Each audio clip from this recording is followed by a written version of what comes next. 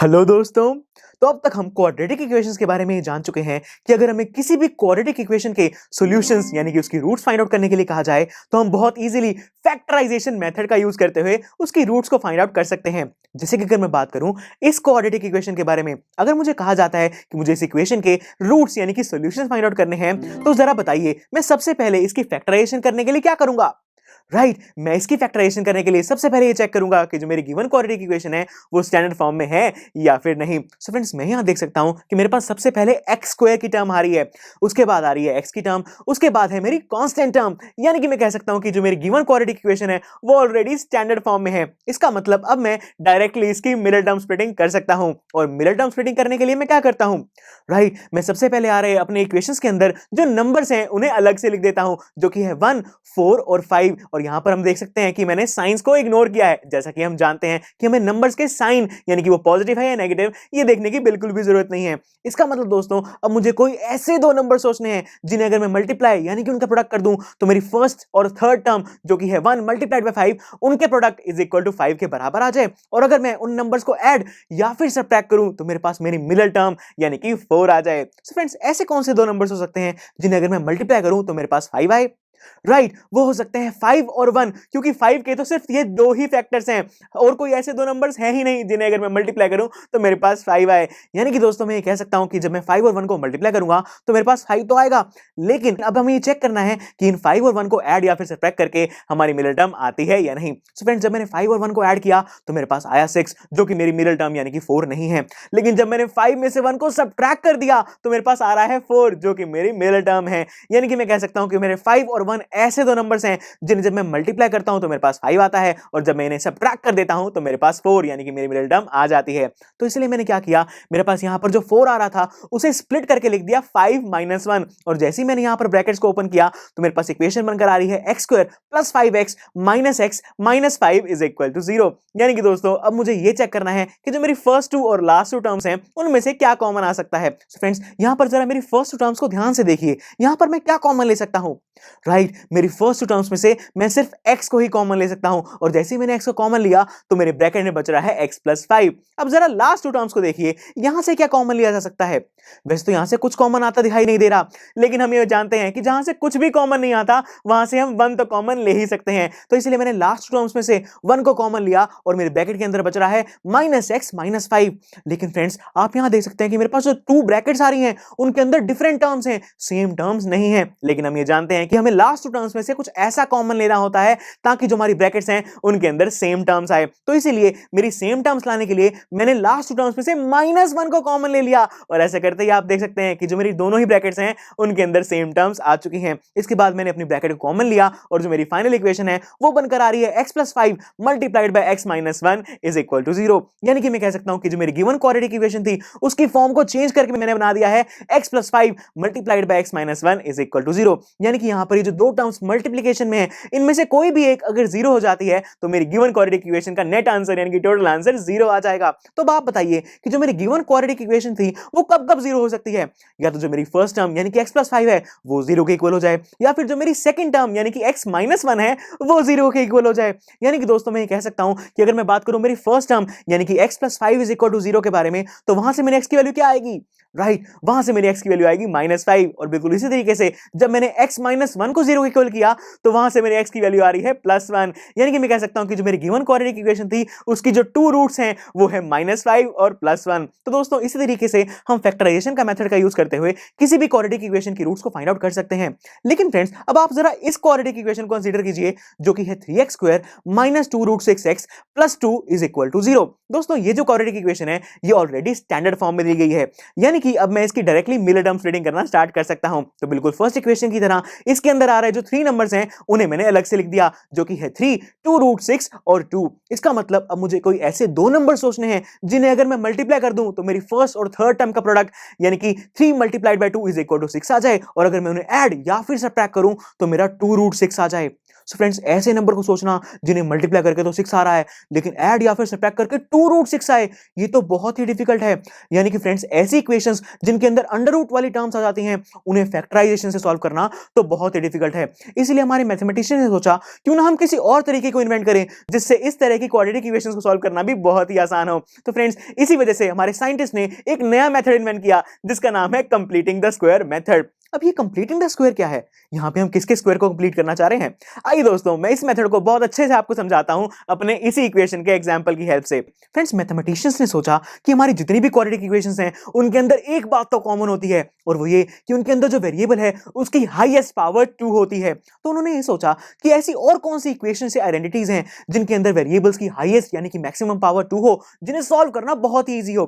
तो फ्रेंड्स उनके दिमाग में ऐसी 2 आइडेंटिटीज आई जो कि है हमारा a प्लस बी का होल स्क्वायर जो कि होता है a square plus B square plus 2ab, और जो दूसरी आइडेंटिटी है वो है a माइनस बी का होल स्क्वायर जो कि होती है a square plus B square minus 2ab। उन्होंने ये सोचा कि जो हमारी ये दो इक्वेशंस हैं इनके अंदर जो वेरिएबल्स आ रहे हैं उनकी हाईएस्ट पावर भी 2 है और ऐसी इक्वेशंस को सॉल्व करना भी बहुत आसान होता है। तो क्यों ना हमारे पास ये जो क्वाड्रेटिक इक्वेशंस हैं हम इन्हें भी ऐसी इक्वेशंस की फॉर्म में चेंज कर दें, यानी कि a प्लस बी का होल स्क्वायर बना दें या फिर a माइनस बी का होल स्क्वायर बना दें। और फ्रेंड्स ऐसा करने के लिए हमारे मैथमेटिशियंस ने कुछ बहुत ही इजी स्टेप्स को इन्वेंट किया। आइए दोस्तों मैं उन स्टेप्स के बारे में आपको बहुत अच्छे से समझाता हूं।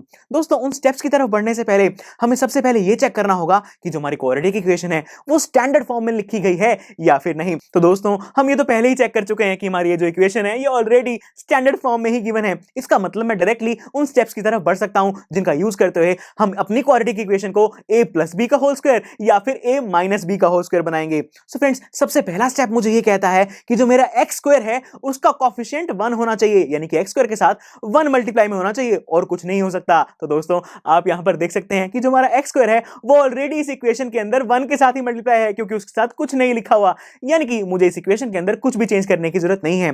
सो फ्रेंड्स अब यहां पर देख सकते हैं कि जो हमारी क्वाड्रेटिक इक्वेशन है उसके अंदर सबसे पहली टर्म आ रही है x स्क्वायर और जो हमारी आइडेंटिटीज हैं उनके अंदर सबसे पहली टर्म आ रही है a स्क्वायर, यानी कि अगर मैं x स्क्वायर और a स्क्वायर को आपस में कंपेयर करूं तो मैं कह सकता हूं कि जो मेरा a है उसकी वैल्यू यहां पर है x।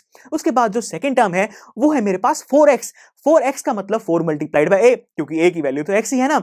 यानी कि दोस्तों मेरे पास जो सेकंड टर्म है उसके अंदर a आ रहा है। तो दोस्तों अब आप मेरी आइडेंटिटीज में ये देखिए कि a स्क्वायर के अलावा ऐसी और कौन सी टर्म्स हैं जिनके अंदर a आता हो? राइट वो है मेरी प्लस 2ab और माइनस 2ab।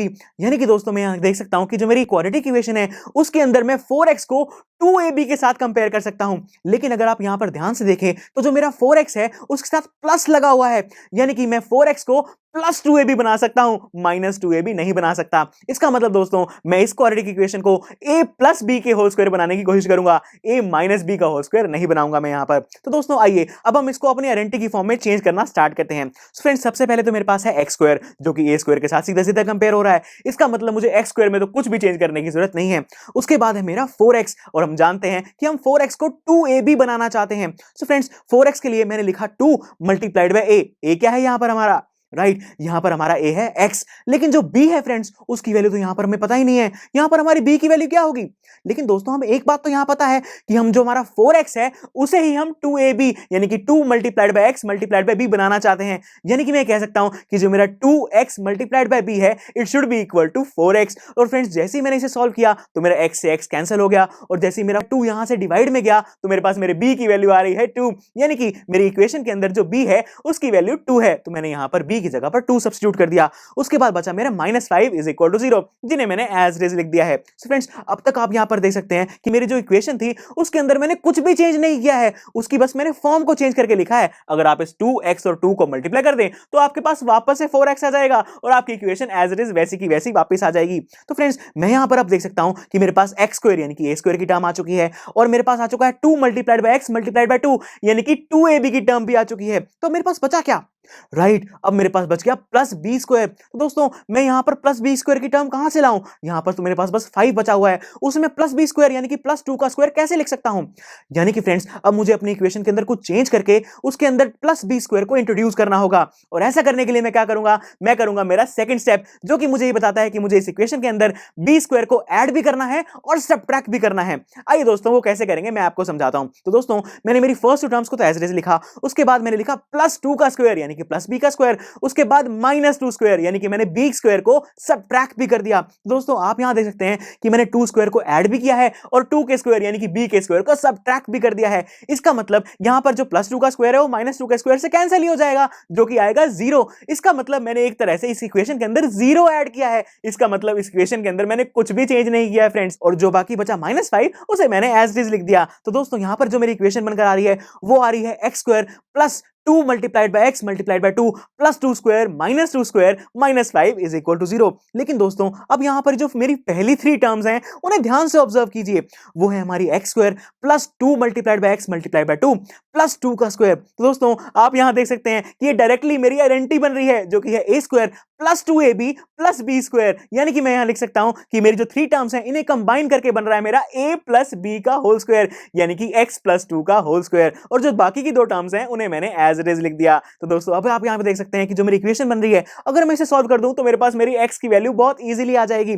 सो फ्रेंड्स यहां पर क्योंकि मैं x की वैल्यू को फाइंड आउट करना चाहता हूं तो मेरी जो कांस्टेंट टर्म्स थी उन्हें मैं राइट हैंड साइड पर लेकर गया कुछ इस तरीके से, और यहां पर जो 2 का स्क्वायर है उसकी वैल्यू क्या होगी, राइट उसकी वैल्यू होगी 4, और 5 प्लस 4 होता है 9। यानी कि जो मेरी इक्वेशन बनकर आ रही है वो आ रही है x प्लस 2 का whole square is equal to 9। लेकिन दोस्तों मैं यहां देख सकता हूं कि मुझे तो x की वैल्यू फाइंड आउट करनी है, लेकिन x प्लस 2 के ऊपर तो होल स्क्वायर लगा हुआ है। इसका मतलब मुझे यहां पर इस होल स्क्वायर को हटाना होगा, और ऐसा करने के लिए मैंने मेरी इक्वेशन के अंदर जो दोनों ही टर्म्स हैं उनके ऊपर अंडर रूट लगा दिया, यानी कि दोनों साइड्स पर अंडर रूट लगा दिया कुछ इस तरीके से। और ऐसा करते ही जो मेरी लेफ्ट हैंड साइड थी वहां पर होल स्क्वायर के साथ ये रूट कैंसिल हो गया, और जो मेरी इक्वेशन बनकर आ रही है वो आ रही है x plus 2 is equal to under root 9। और जो अंडर रूट 9 है उसकी वैल्यू क्या होती है, राइट उसकी वैल्यू होती है प्लस -3, क्योंकि हम जानते हैं कि जब भी हम किसी टर्म के ऊपर अंडर रूट लगाते हैं और अंडर रूट को सॉल्व करते हैं तो हम हमेशा प्लस और माइनस दोनों के साइन का यूज करते हैं। इसका मतलब मैं ये कह सकता हूं कि जो मेरा x प्लस 2 है वो +3 के इक्वल भी हो सकता है, और जो मेरा x प्लस 2 है वो -3 के इक्वल भी हो सकता है। तो दोस्तों यहां पर देखिए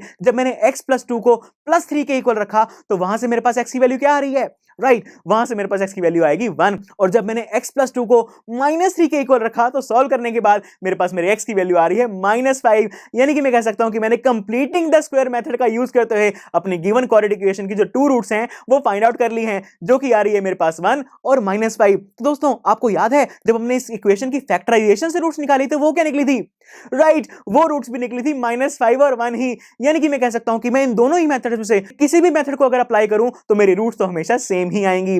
लेकिन दोस्तों ऐसी क्वाड्रेटिक इक्वेशंस जिनके अंदर अंडर रूट वाली टर्म आ जाती हैं उनके अंदर फैक्टराइजेशन मेथड का यूज करना बहुत डिफिकल्ट हो जाता है। इसलिए ऐसी क्वाड्रेटिक इक्वेशंस को सॉल्व करने के लिए हम कंप्लीटिंग द स्क्वायर मेथड का यूज कर सकते हैं। तो दोस्तों आज के लेक्चर में हमने कंप्लीटिंग द स्क्वायर मेथड को बहुत अच्छे से समझ लिया है। तो चलिए फिर इसकी और बेटर अंडरस्टैंडिंग के लिए हम इसी से रिलेटेड एक एग्जांपल डिस्कस करते हैं नेक्स्ट लेक्चर में। So see you in the next lecture. I am sure students आपको ये लेक्चर काफी पसंद आया होगा, और ऐसे ही मजेदार तरीके से अपने हर एक कॉन्सेप्ट क्लियर करने के लिए डाउनलोड कीजिए PU Stack ऐप को, जहां पर आपके पास और भी बहुत सारे ऑप्शंस होंगे, जैसे कि back exercise solutions, tip videos, sample papers and much more. So what are you waiting for? Download the app now.